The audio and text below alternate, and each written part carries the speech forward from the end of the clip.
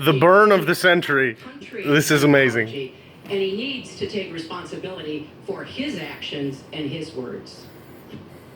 Well, you owe the president an apology because, as you know very well, your campaign, Sidney Blumenthal, he's another real winner that you have, and he's the one that got this started along with your campaign manager, and they were on television just 2 weeks ago. She was saying exactly that, so you really owe him an apology. You're the one that sent the pictures around your campaign, sent the pictures around with President Obama in a certain garb. That was long before I was ever involved, so you actually owe an apology. Number two, Michelle Obama. I've gotten to see the commercials that they did on you. And I've gotten to see some of the most vicious commercials I've ever seen of Michelle Obama talking about you, Hillary. So you talk about friend, go back and take a look at those commercials. A race where you lost, fair and square, unlike the Bernie Sanders race where you won, but not fair and square, in my opinion. And all you have to do is take a look at WikiLeaks and just see what they said about Bernie Sanders and see what Deborah Wasserman Schultz had in mind, because Bernie Sanders, between superdelegates and Deborah Wasserman Schultz, he never had a chance. And I was so surprised to see him sign on with the devil. But when you talk about apology, I think the one that you should really be apologizing for, and the thing that you should be apologizing for, are the 33,000 emails that you deleted and that you acid washed. And then the 2 boxes of emails and other things last week that were taken from an office and are now missing. And I'll tell you what, I didn't think I'd say this, but I'm going to say it.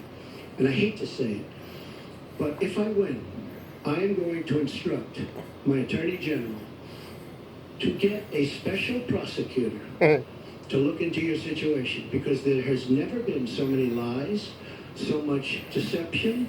There has never been anything like it. And we're going to have a special prosecutor. When I speak, I go out and speak. The people of this country are furious. In my opinion, the people that have been long-term workers at the FBI are furious. There has never been anything like this, where emails and you get a subpoena, and after getting the subpoena, you delete 33,000 emails. And then you acid wash them, or bleach them, as you would say, a very expensive process. So we're going to get a special prosecutor, and we're going to look into it, because you know what? People have been, their lives have been destroyed for doing 1/5 of what you've done. And it's a disgrace. And honestly, you ought to be ashamed of yourself. Secretary Clinton, I want to follow up on that. I'm going to let you talk about it now, because everything he just said is absolutely false, but I'm not surprised. In the first debate... You hear the crowd?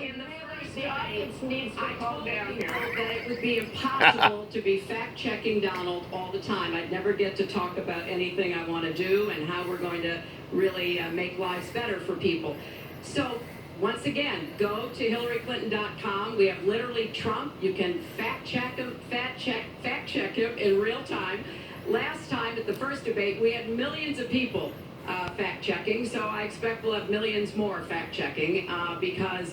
You know, it's just awfully good that someone with the temperament of Donald Trump is not in charge of the law in our country. Because you'd be in jail. Secretary Clinton.